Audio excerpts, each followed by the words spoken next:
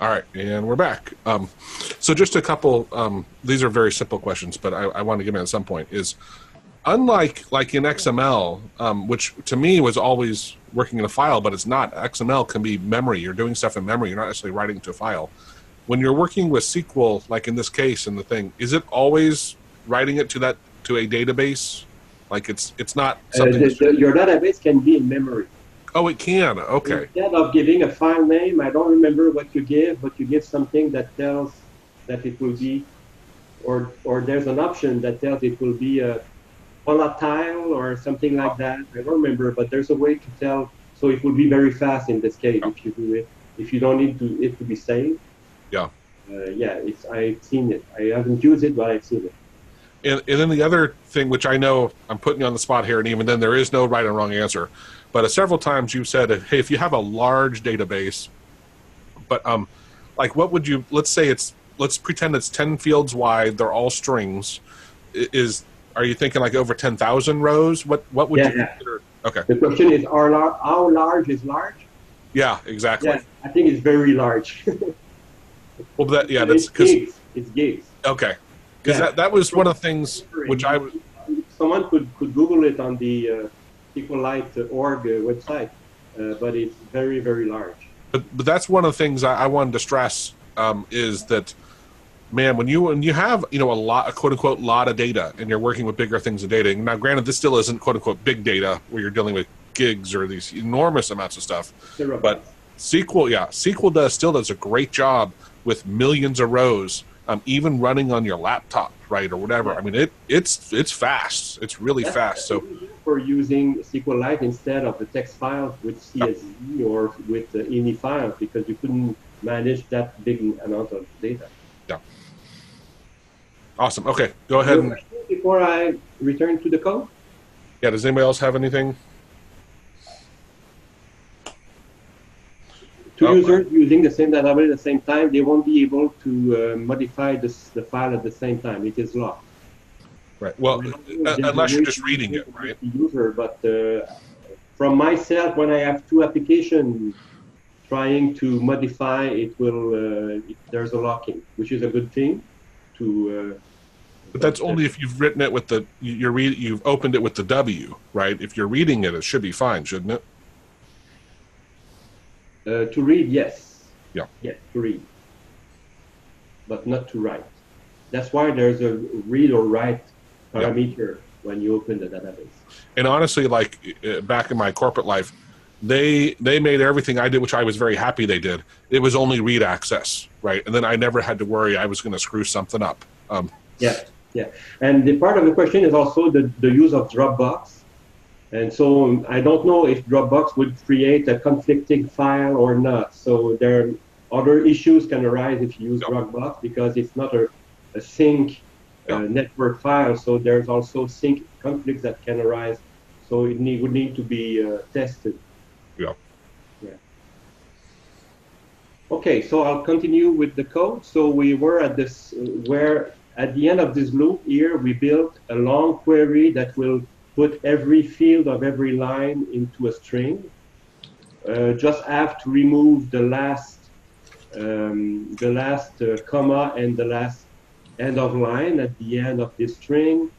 And we have to put an ending quote, and there we are ready to execute this command here.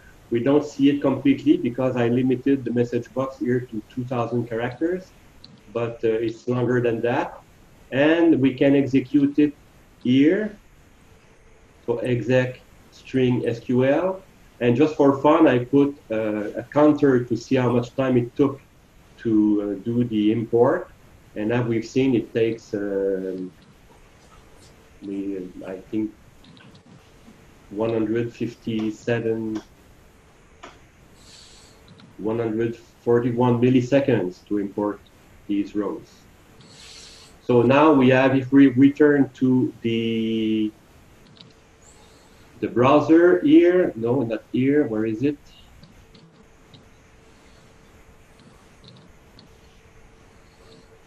Did I close it? I think I closed it. It was conflicting. Is that what? Okay, it was, no, where? Okay, I will reopen the file. And now I have my 257 lines. Mm-hmm. So what I can, if I start to edit something here, I could double click here and then on the right side, I can change the content. As soon as I do it, it is locking the file. So I could not run my script and do the things I would like to do on the script because the table is locked. And I can show it to you. We're done. Okay. Yeah. And I can show it to you now. I will just remove the delete command here so that the script will use the existing file. And what it will do, because it is not a new file, it will go to the else section here. And what it will do, it will try to alter the database, in fact, the table songs, to add a column that will name stars. Mm-hmm. So here, after size, we would have a new column named stars.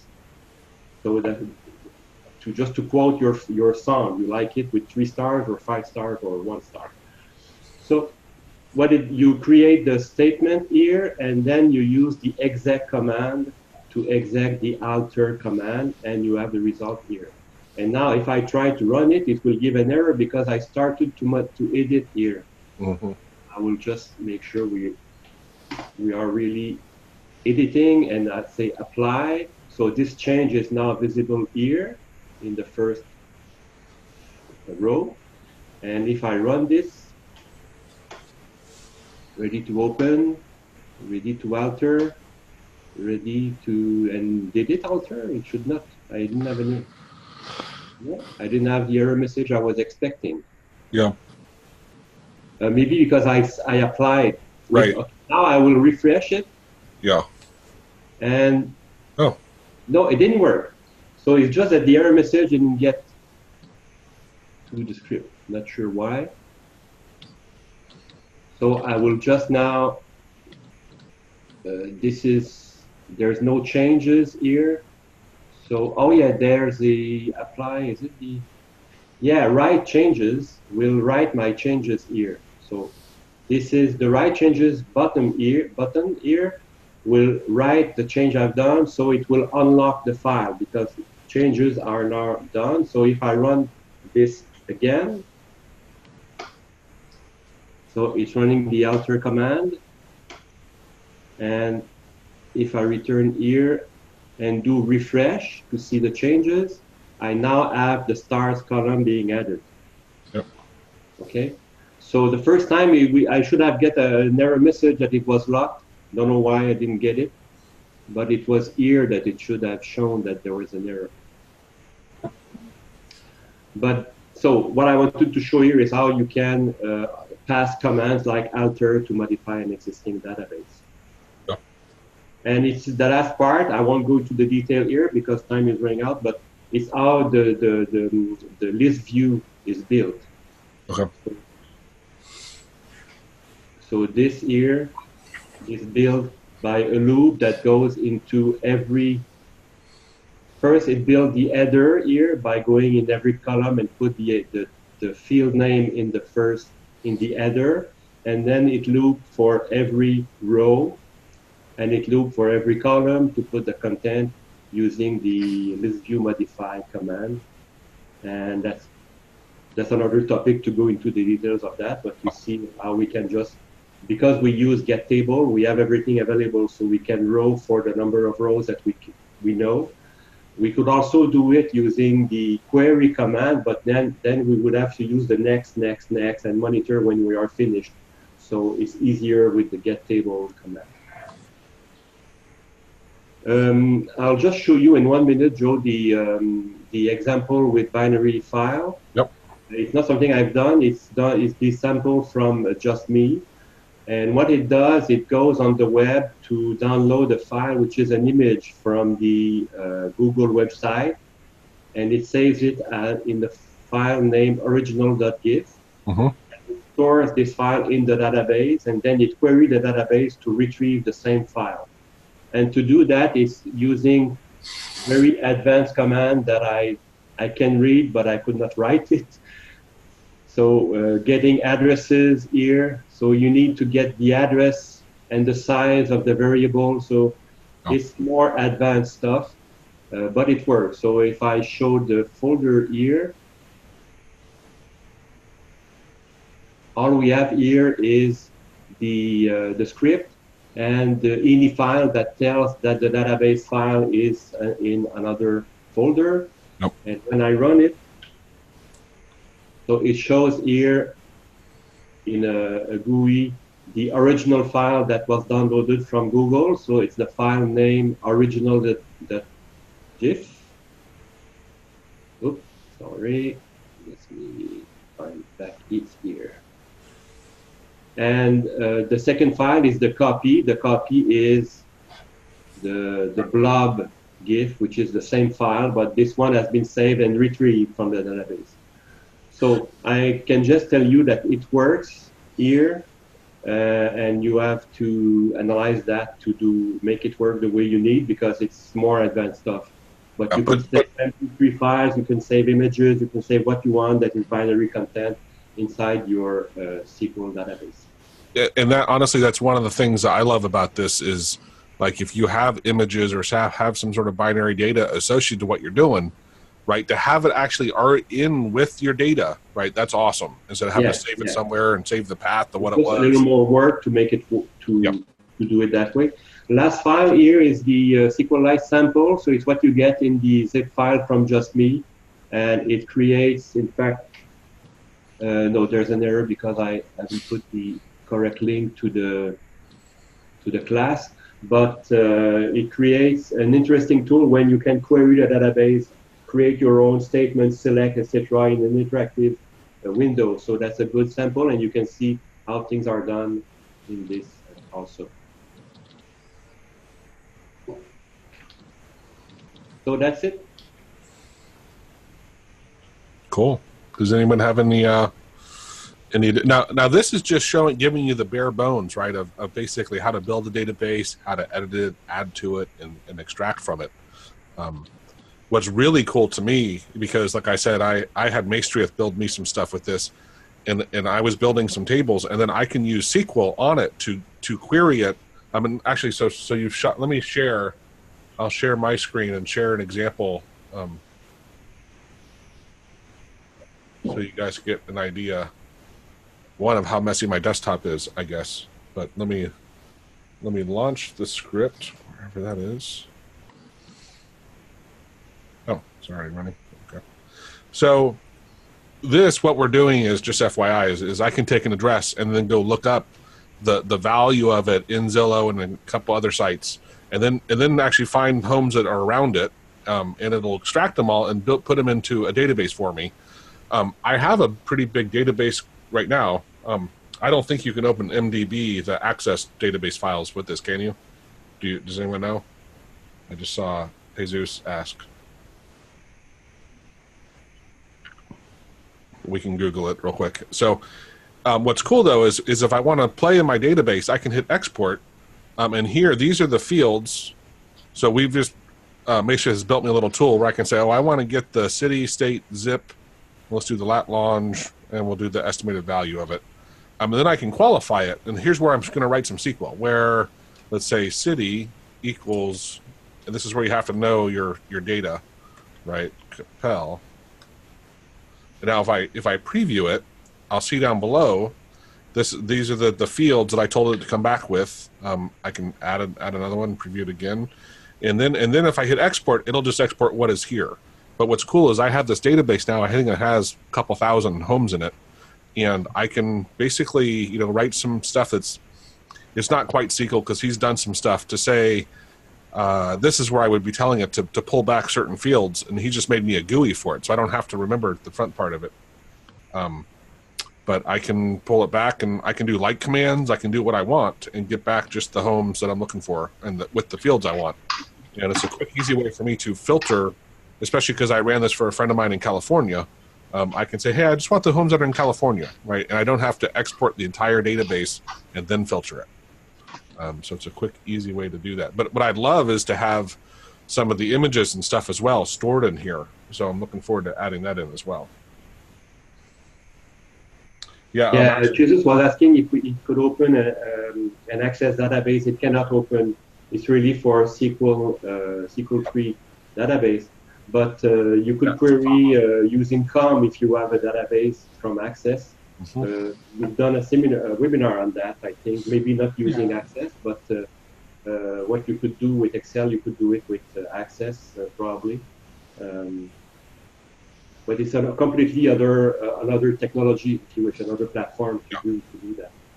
Yeah, but I don't think we covered it in the webinar, but I did at one point. Someone asked me if Access has a COM object, and I played with it a little bit, and it does. It does, yeah. Yeah. I never use it myself.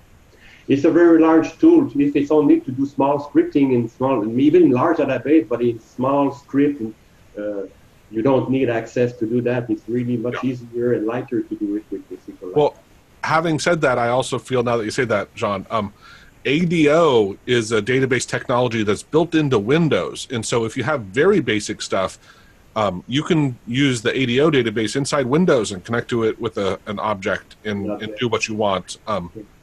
I've played with that some. I even had it where I was opening text files and joining them off of fields. And it was really cool because often I'd have these files come in and I had to play with them and merge them together. And yet importing them into, when I was at corporate office, importing them into a table and then joining it, we were using PL SQL. And it was time consuming. And just with this ADO database tool, I did it in nothing. It was so easy. The good thing I would say about SQLite is that it is portable. So you can send the database engine with your script, and you're sure you have the right version and that it will work. Of course, if you distribute your script to other users, you have to make sure that their ADO driver is correct, that it is the right version, and so you can run into trouble. But with SQLite, you deliver something that can be auto-sufficient. I don't know if the good word in English, but that will be self-contained, if you will. Yeah. No, it's a really good point. Yeah. And it's free, as Mordecai says. There's no license required. It's freeware. Which is insane, right? I mean, the stuff you can do with SQLite, it's not an Oracle database, but you know what? It can handle a lot of data. Yeah. And I would be interested in knowing how it compares, how performance compared to MS SQL or ADO or other technologies like that, just to see how good it is. But to me, it looks good because I've done big queries and we're always fast. Maestriath, when we were first started play, so Jean gave us a demo with Maestriath and I like 2-3 months ago, somewhere in there, I forget when. And so Maestriath started building on it, and I have a file which has 3.4 million rows, and I think at least maybe 200 columns, maybe it's 150 columns, somewhere in there. It's a lot, but it had no problem, importing that and then doing queries on it. And it was what, 1 minute or a few minutes? Oh no, it's much faster. I mean, it's fast. It's crazy fast. I mean, the fact you're running it from a desktop computer. Yeah. One thing I found is that when I build the import script, at first I add an insert line for every row. Okay? The insert command was there with that, times. And then, because also I was running it on the Dropbox folder, for every command, it was creating a journal file. So it's there very quickly, but if you look at the folder, you see that the SQL will create a journal that will allow to commit or roll back, so it's there by default. And creating 256 commands one after the other took much more time than adding one command with the 256 rows inside the same command. So the way you build your queries is also important if you have to have the best performance. Maestriath played with that some, and he optimized it because he found he tried just importing everything, but it was running into memory errors, and so he had to play with it a bit to figure out the right level that you could pop in, like you said, where you're not hammering it over and over and over individually, yet where you didn't run into, you're trying to pull in too much information at once. Yeah. I mentioned the free command that you have to use when you use record text. If you don't do it, you will bust your memory eventually. Well, help me understand on that then. When you run that, that's because the database still stays in memory when you do that, right? Or no? It's on disk. Okay. Okay. So that's all you're doing is you're So basically you see the file size moving as the script is running. Yeah. Hmm. Unless you use the command, I don't remember what it is, but unless you use the command to open or to create or open the database in memory. You have to create a database in memory. right. Cool. Did anyone else have anything? I lost my chat window. I had maybe just blogs within it. Transaction. So I have no example of this, but the situation where you need this is when you have to do multiple transactions for one. In fact, for example, you have to register one invoice from a client, and you need to create the client account if it does not exist, and you need to then create invoice, and you have a sequence of commands to do. And if something goes wrong at the middle of your sequence, you don't want to have what you've done in the first part to stay because it's not valid. Something went wrong. So you want to return to what it was before you started your command. So what you do is that you send a command using the exec. I have one place where I'm using it.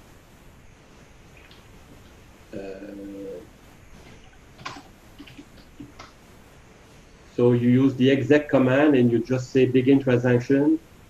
And there you do what you have to do. And at a few places, if something goes wrong, if there's an error, you use the command rollback. And then it will be as if you would have done nothing. And what you have to do at the end, when everything went well, when you have no error, then you use the commit command that will really save definitively your content to the database. So that's a good, safe way, especially if you do something that is transactional with a lot of table being involved. It's really important to use it. There's by default, I think it's doing automatic transaction for every command you do. I've read this, but you can control when the transaction begins and ends with the commit, and at any time you can roll back or cancel if you wish what you've done. Which is part of the power that has SQLite to offer that. Jackie, do you want to expand on what you were saying there with using Excel interfacing with ADO? I mean, I know for me, I imported the stuff into Excel after I did the stuff in ADO, but can you actually connect to it from a database? I know Excel, you can tell it, here's the connection string or whatever, right? Is that what that's referring to? Yeah, that's at least what I referred to when I said that it could. But as you said yourself, can Excel interface with ADO? I'm like, that's kind of a big question, but you have, at least on the desktop versions, you have VBA available, and via that you can absolutely do it. So that's more to the lines of what I meant with it can, because you have the way to connect to it built into Excel, and you also have access to VBA via Excel. So yeah. So one way or the other, you could do it. Yeah.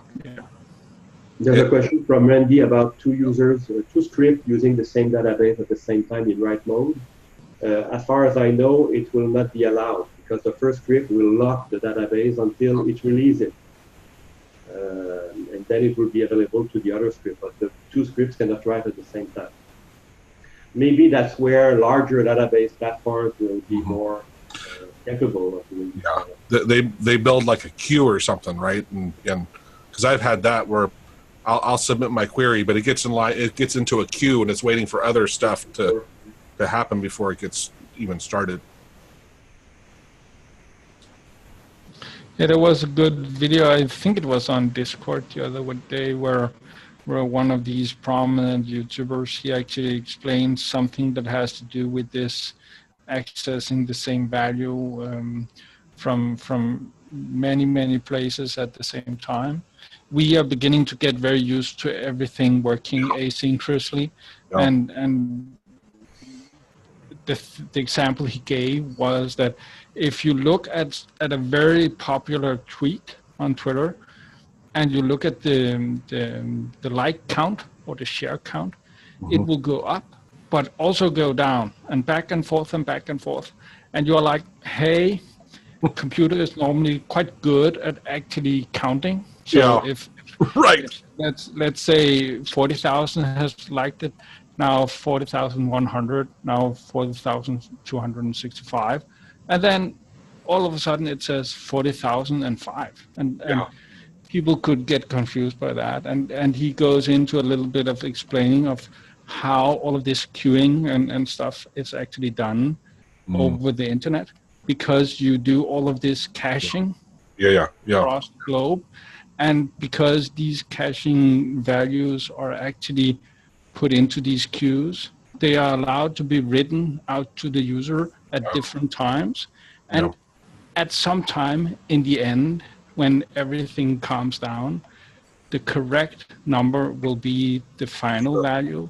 But until then, it will be updated from different cachings that's been done in different times and with different numbers. Yeah. So if you, me, and John are all trying to push something, and for whatever reason John started and his number was 10, but his connection got caught up on a server somewhere for a minute because just something wasn't working right. Ours could come through first, and then his would come up and it was 10. It's like, well, wait a minute, jump back.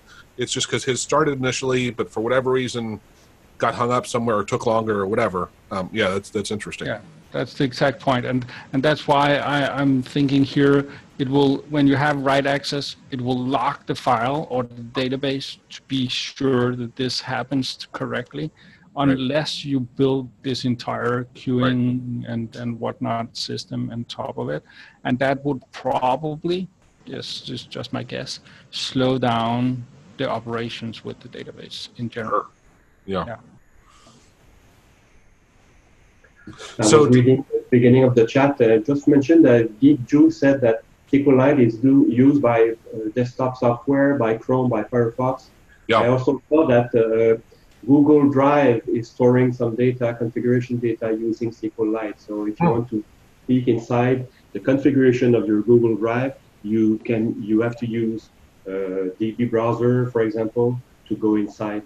So that's what told me that this tool must be strong to be used by these kind of software developers. Yeah, and again, if hopefully, I think everyone on here is getting it, but the applications for this are just, there's so many things you could do with this type of technology, right? We were demonstrating, John, thank you for demonstrating more of how to build it up and set it up. So you kept it very simple, right, as far as number of columns, number of rows. But when you start thinking about, because the power when you're starting to do queries and join your data after, it's amazing what you can do with SQL. I learned for a few years, and it's really easy to learn too. Yeah, I'd say if you have something that you want to do where SQL could be of use to you, go back, view this webinar at your own pace, and actually look at the code that Sean here presented, because every one of the lines are normal AutoHotkey lines that you can easily interpret if you take the time to do it. And yeah, the SQL strings are a new kind of concept for people who hasn't seen them before. And the class can be kind of intimidating, but the class is just calling functions, let's call it that. And it's manageable if you go in and take out the chunks that you need. It is normal kind of code, even though it looks a little more involved than normally. Mm-hmm. Yeah. But because Just Me has made the class for us, and we can just use these pretty logical named methods by using that class, it's okay to actually work with compared to doing everything from scratch. Yeah. Yeah. Awesome. Yeah. Oh, was there no anything else? Good. Any other anything that on not in something that we didn't present here? Does anyone have anything they want to troubleshoot on or share? Anybody do anything fun lately?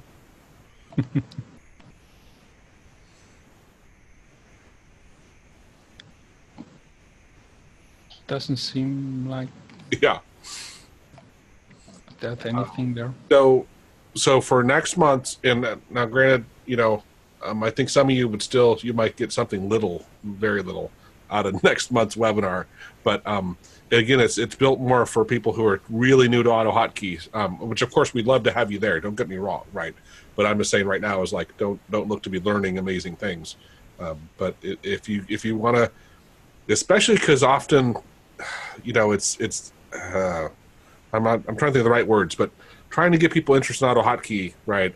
I've tried a lot, and it's not. I'm rarely successful, but maybe having an environment where there's more people might make it a little more fun.